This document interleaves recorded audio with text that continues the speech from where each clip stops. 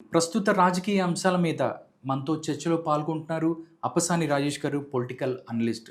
సార్‌తో మాట్లాడదాం, మరిన్ని విషయాలు తెలుసుకుందాం. నమస్కారం రాజేష్ గారు. నమస్కారం. బాలయ్య బాబుది రేపు స్వర్ణోత్సవం అంటే 50 సంవత్సరాల ఇండస్ట్రీకొచ్చి ఒక కార్యక్రమం చేయబోతున్నారు సార్. అతిథుల లిస్ట్‌లో కళ్యాణ్ రామ్, జూనియర్ ఎన్టీఆర్ లేరు సార్. ఎలా చూస్తారు సార్ ఈ అంశం? ముందుగా బాలనటుడిగా ప్రస్థానం మొదలుపెట్టి, ఎందుకంటే 'తాతమ్మ కల' సినిమా నాటికి చాలా యంగేజ్ బాలయ్య గారిది.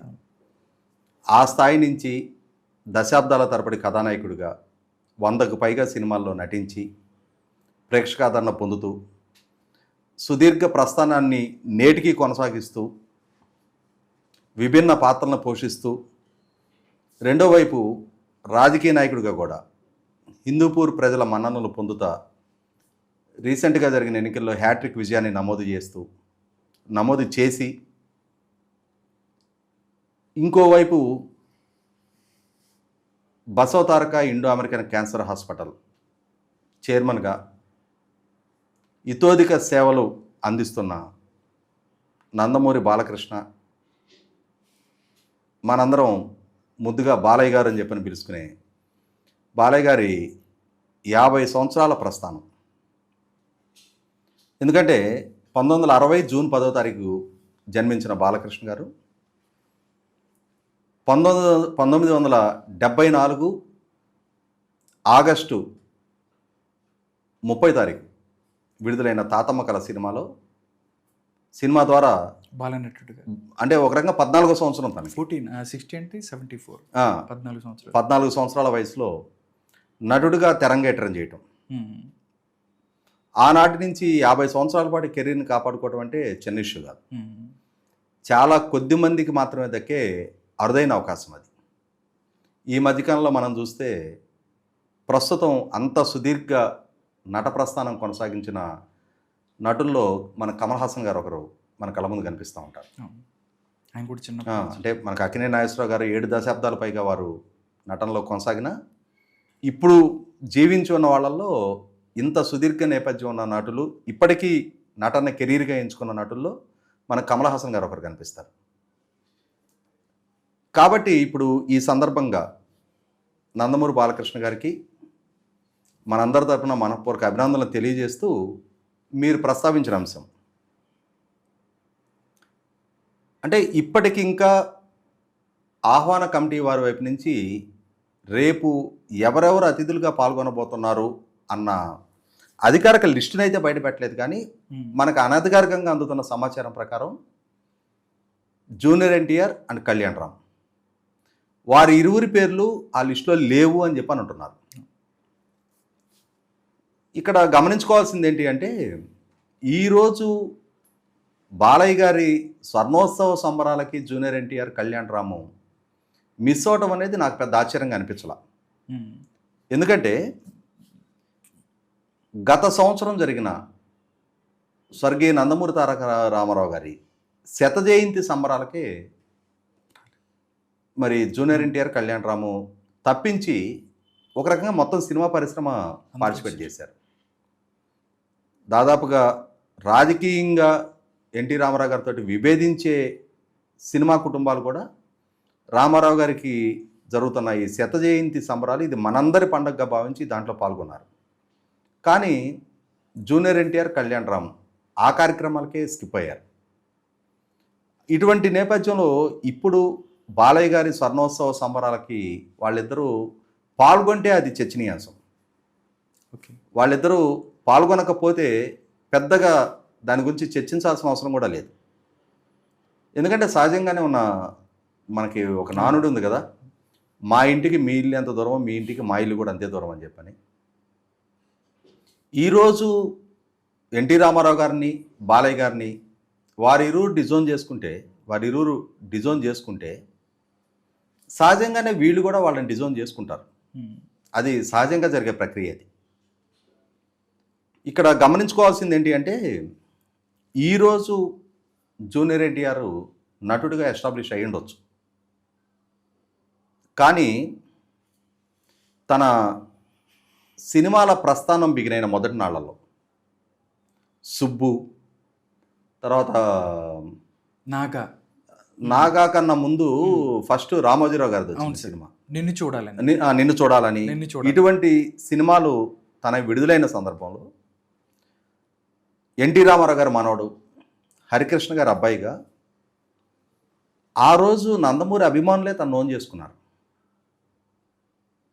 ఒకసారి స్టూడెంట్ నెంబర్ 1 ఆది హిట్ అయిన తర్వాత అక్కడ నుంచి హీరోగా తన పొజిషన్ కన్సాలిడేట్ అయింది. కానీ గెలుపు ఓటములతో విజయం అపజయాలతో సంబంధం లేకుండా తన సినిమాలకి మొట్టమొదటి ఓపెనింగ్స్ ఇచ్చారు అని అంటే అది 100కి 100 పాళ్ళు ఎన్టీ రామారావు గారు, బాలయ్య గారి అభిమానులే. తర్వాత మరి ఏ పరిస్థితులు పరిణామాలు ఈ గ్యాప్కు దారితీసినాయో తెలియదు. కానీ తన ఉనికి తన మనుగడ మాత్రం ఎన్టీ రామారావు గారి అభిమానుల భుజస్కంధాల మీదే తన కెరీర్ నిర్మాణం జరిగింది. అటువంటి జూనియర్ ఎన్టీఆర్ ఏ విభేదాలు ఉన్నా ఎన్టీ రామారావు గారి శత జయంతి కార్యక్రమంలో పాల్గొని ఉంటే అది తనకే గౌరవంగా ఉండేది. తను పాల్గొనకపోయినా ఎన్టీ రామారావు గారి శత జయంతి కార్యక్రమానికి ఏం లోటు జరగల. మహామహులందరూ హాజరయ్యారు. చాలా అద్భుతంగా ఘన విజయం సాధించింది ఆ ప్రోగ్రాం. మరి రాష్ట్ర వ్యాప్తంగా, దేశవ్యాప్తంగా, ఇన్ఫ్యాక్ట్ తెలుగువాడున్న ప్రపంచవ్యాప్తంగా కూడా ఎన్టీ రామారావు గారి శత జయంతి కార్యక్రమాన్ని చాలా విస్తృతంగా జరుపుకున్నారు. తన లోపం అది. అలాగే ఇప్పుడు పార్సిల్గా మింగిల్ అవ్వలేకపోవటం అది తన లోపం అది. అలాగే ఇప్పుడు బాలయ్య గారి స్వర్ణోత్సవ సంబరం, ఇటువంటి సంబరానికి కూడా తెలుగు సినీ పరిశ్రమకు సంబంధించిన 24 క్రాఫ్ట్స్ వాళ్ళు కలిపి ఆ సంబరాలకి నాయకత్వం వహిస్తూ ఉన్నారు. చాలా ఘనంగా సంబరాలు జరపాలి అని చెప్పని పూనుకున్నారు. మీరు ఇందాక ప్రస్తావించినట్టుగానే చాలా రంగరంగ వైభవంగా రేపు హైటెక్స్లో జరుగుతూ ఉంది. మరి అటువంటి కార్యక్రమానికి ఆహ్వానితుల లిస్టులో పేర్లు లేవు అని అంటే వీరు ఎన్టీ రామారావు గారి కార్యక్రమానికి హాజరు కాలేదు కదా అని చెప్పని వారిని అవాయిడ్ చేశారా? పిలిచిన రారులే, పిలవాల్సిన అవసరం ఏముంది అని చెప్పని, లేదు ముందే వారిని కన్సల్ట్ చేస్తే మేము పాల్గొనడానికి సిద్ధంగా లేమని చెప్పని చెప్పారో తెలియదు. కానీ ఒకటైతే వాస్తవం, అంటే ఈ ఎడబాటు అనేది బాలయ్య గారికో లేదు, ఈ మధ్యకాలంలో గమనిస్తూ ఉన్నాం రాజకీయంగా కూడా. అంటే ఇక్కడ ఎన్టీ రామారావు గారి అభిమానుల్ని, తెలుగుదేశం పార్టీని కూడా వేరు చేసి చూడలేం మనం. 2009 ఎన్నికల్లో తెలుగుదేశం పార్టీ గెలుపు కోసం జూనియర్ ఎన్టీఆర్ కొద్ది రోజుల పాటు ప్రచారం చేశారు తప్ప 2014 ఎన్నికల్లో కానీ, 2019 ఎన్నికల్లో కానీ, 2024 ఎన్నికల్లో కూడా పార్టీ నుంచి తను పూర్తిస్థాయి దూరమే మెయింటైన్ చేస్తున్నాడు. ఇటువంటి పరిస్థితుల్లో రీసెంట్గా తెలుగుదేశం పార్టీకి దక్కిన విజయ నేపథ్యంలో కూడా ఆ విజయంలో, ఆ ఆనందోత్సవాల్లో జూనియర్ ఎన్టీఆర్ భాగస్వామి కాలేకపోయాడే అని చెప్పని, తను కూడా ఉండుంటే బాగుండేదేమో అని చెప్పని సగటు ఈనాటికి కూడా ఎన్టీ రామారావు గారి కుటుంబ సభ్యుడిగా తను ఆదరిస్తున్న చాలామంది అభిమానులు ఫీల్ అయ్యారు. తను కూడా ఉండుంటే బాగుండేది కదా, ఇవాళ తను లేకున్నా ఇంతటి ఘన విజయం దక్కింది. ఈ విజయాన్ని ఆస్వాదించే క్రమంలో తను మిస్ అవుతున్నాడు కదా అని చెప్పన్న భావన చాలామందిలో వ్యక్తమైంది వాస్తవం. కాబట్టి ఇప్పుడు తను ఈ ప్రధాన స్రవంతి నుంచి ఎడం జరగటం వల్ల నటుడిగా తను ఎస్టాబ్లిష్ అయిపోయి ఉండొచ్చు, తనకు ఒక స్థాయి, గౌరవం, హోదా దక్కుతూ ఉండొచ్చు. కానీ అసలు శిశులు తన మూలాల నుంచి తానే దూరం జరుగుతున్నాడు అనేది వాస్తవం. ఇవాళ నీ విజయాల్లో చాలామంది నీ భుజం తడతారు, నీ పక్కన నిలబడతారు, ఆహా ఓహో బ్రహ్మాండం బజ్గోవిందం అని చెప్పని పొగిడేవాళ్ళు ఉంటారు. కానీ నీ డౌన్ఫాల్, నువ్వు లో చూసిన సందర్భాలు ఉన్నాయి. అశోక్, ఆంధ్రవాల, నరసింహుడు ఇట్లాంటి ఫ్లాప్స్ ఎదుర్కొంటున్న సందర్భంలో కూడా నీ సినిమాలకు వచ్చిన కొద్దిపాటి కలెక్షను ఆ రోజు నీకు ఆ ఓపెనింగ్స్ అందించింది నీ అసలు శిశుల మూలాలు. నిన్ను ఏ వారసుడిగా, ఏ కుటుంబ సభ్యుడిగా గుర్తించారో, గౌరవించారో, ఆదరించారో ఆ మూలాలు నీకు ఆ స్థాయి ఓపెనింగ్స్ ఇచ్చినాయి. అంత ఫెయిల్యూర్ సినిమాలకు కూడా. ఈరోజు టెంపర్ తర్వాత నేను చాలా పీక్ చేరానని చెప్పని తను అనుకుంటూ ఉండుండొచ్చు. లేదు RRR ద్వారా ఆస్కార్ అవార్డీ సినిమాలో నేను పార్ట్ అండ్ పార్సల్ అని చెప్పని. లైఫ్ ఎప్పుడు ఉద్దానాలేదు కాదు, పతనాలు కూడా చూస్తుంది. ఏదో ఒక స్టేజ్లో అరే నా మూలాలు నేను మిస్ అయ్యానే, కష్టకాలంలో నాకు అండగా ఉండ నన్ను వెన్నుదట్టి నా భుజం దట్టి మేము ఉన్నామని చెప్పని నన్ను ముందుకు నడిపించిన వాళ్ళ నుంచి నేను దూరం జరిగాననే పరిస్థితులు కూడా ఎదురవుతాయి. ఓకే. ఖచ్చితంగా ఆ లైఫ్లో ఆ క్రమం తప్పదు. ఓకే. ఇవాళ బాలయ్య గారి లైఫ్లోనూ ఆ ఉద్దాన పతనాలు చూశారు, ఎన్టీ రామారావు గారు ఆ ఉద్దాన పతనాలు చూశారు.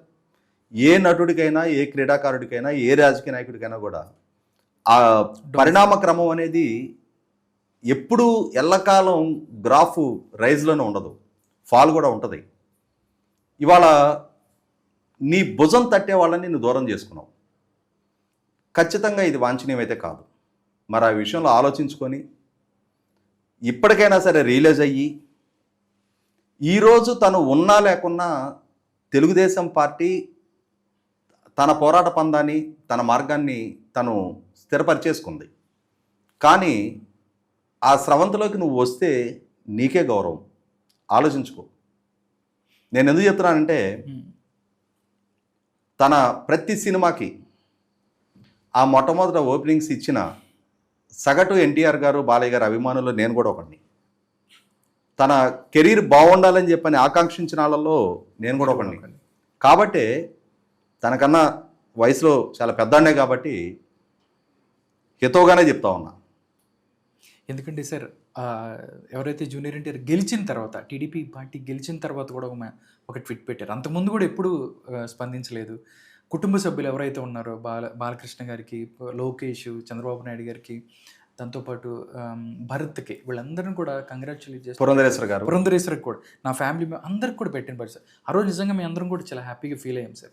అక్కడి నుంచి ఇప్పుడు కూడా ఈ కార్యక్రమానికి బాలయ్యబాబు అంటే జూనియర్ ఎన్టీఆర్కి ఒక ప్రత్యేకమైన మా బాలబాబాయ్ అంటుంటాడు.